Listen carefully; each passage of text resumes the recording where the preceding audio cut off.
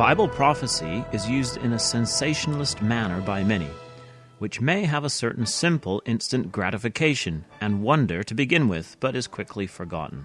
For example, after the famous incident on September the 11th when the Twin Towers fell, there was an obscure paragraph purportedly written by Nostradamus which made the rounds. With language that could in fact be describing many wars, it was claimed he predicted the fall of the Twin Towers. This kind of sensationalism, which is often carried by the media, has the long-term effect of discrediting the Word of God and the study of Bible prophecy. Most wouldn't even take it seriously anymore. In any study of Bible prophecy, we have to be careful not to take a momentous current event and try and shoehorn it into prophecy, as some do. Some of the great current events that are fulfilling Bible prophecy, and which we have considered on Bible in the News, are 1. The coming together of a European empire and the loss of sovereignty to the European nation-states. 2. The signs that Britain will be forced to separate from the European Union and is now strengthening ties with the traditional Commonwealth. 3. The developing division in the Arab world and America and her allies' continued engagement in the Persian Gulf. 4. The religious revival in Israel and the growth and survival of the Jewish settlements in the West Bank. The fact is that we have been watching for these events for many years. Long before I was born, Bible students were watching current events and looking for these things. This week, Andrew Lillico wrote a piece in the UK Telegraph on October 17th entitled, "If the Euro Survives, How Will Britain Fit Into the New Federal State?" Dr. Andrew Lillico is a director and principal of Europe Economics.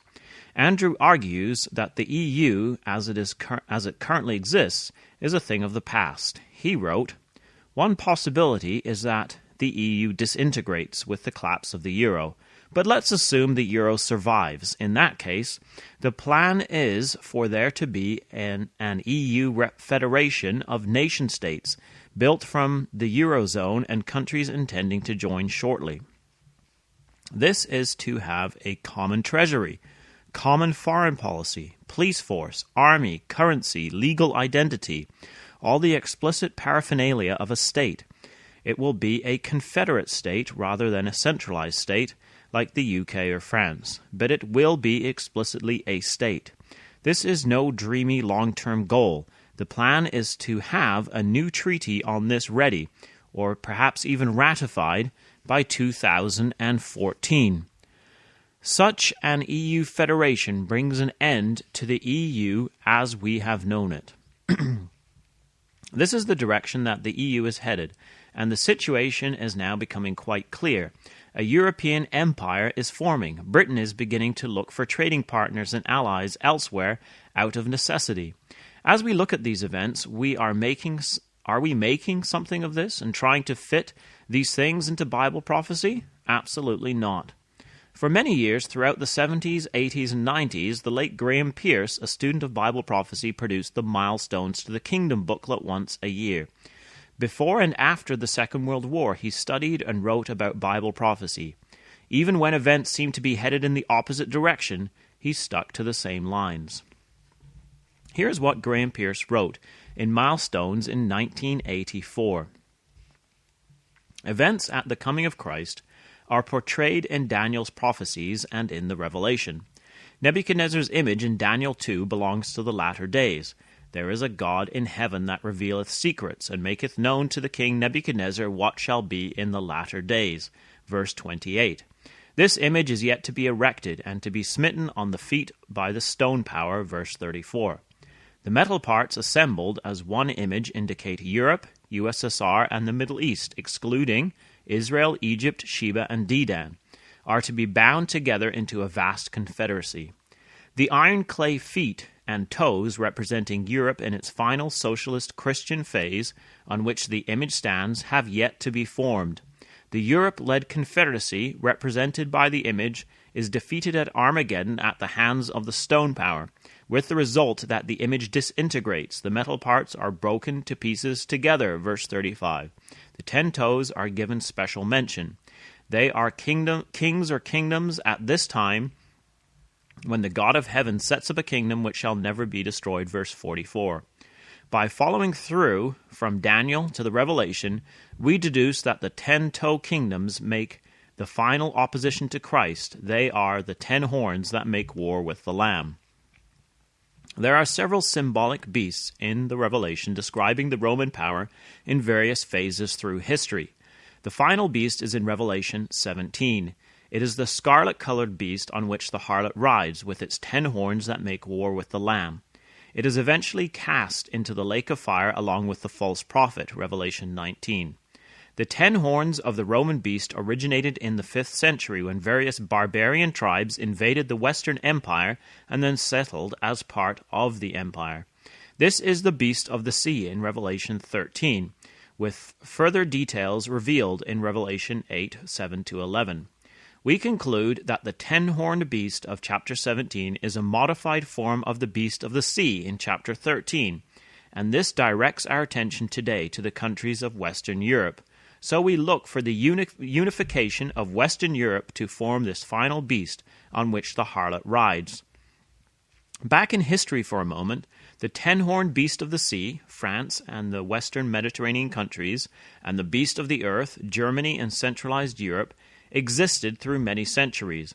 But with the French Revolution at the end of the 18th century, these systems were broken up, producing iron fragments and the miry clay of the people's power, socialism. Western and Middle Europe broke up into various nation-states with frequent wars and rivalries. Germany and France fought 3 wars, 1871, 1914, 1939.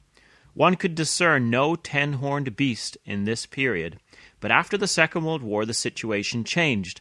The period 1948 to 1957 was an exciting time, prophetically speaking, as we saw the beginning of this 10-horned beast in the establishment of the Western Union and the common market. Then for a decade or more, there was stagnation. Nationalism prevailed with bitter disagreements, as each country defended its own economic interests. Now, in 1984, we have been seeing a fresh activity in the development of the beast. This is of real interest to us as we watch for fulfilling prophecy and the approach of the day of the Lord. There may be speculation as to which nations make up the final 10 toes, but it is too early to be definite. The existence of approximately this number of separate nations is all that matters for the moment. End of quote. The following is a short snippet from Milestones 1981, page 16, under the heading When the Curtain Rises on a New Scene.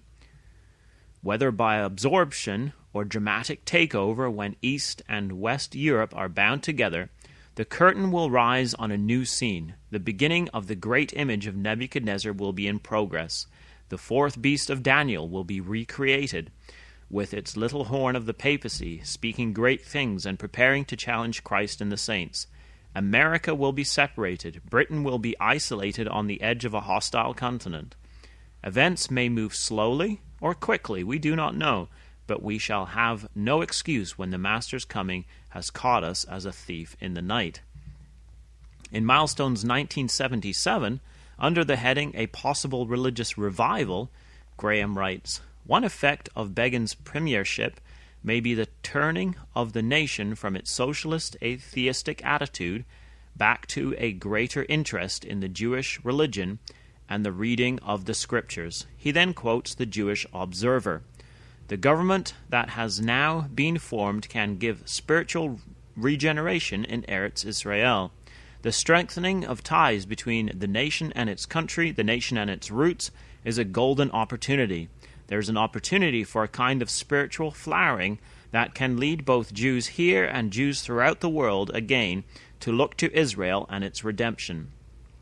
Graham then comments, here perhaps is one of those moves by which the nation starts on the long road back to faith in the promises and the God of Israel. Preliminary developments of this sort may be expected prior to the positive work of Elijah. Today, a curtain is rising on a new scene in Europe. The image is being built. Britain is being isolated. A religious revival is well in progress in Israel. This is not mere sensationalism or shoehorning events. Bible students have been watching these trends for over a century, and now we see these things coming together. Join us again next week, God willing, for Bible in the News. This has been David Billington with you on www.bibleinthenews.com.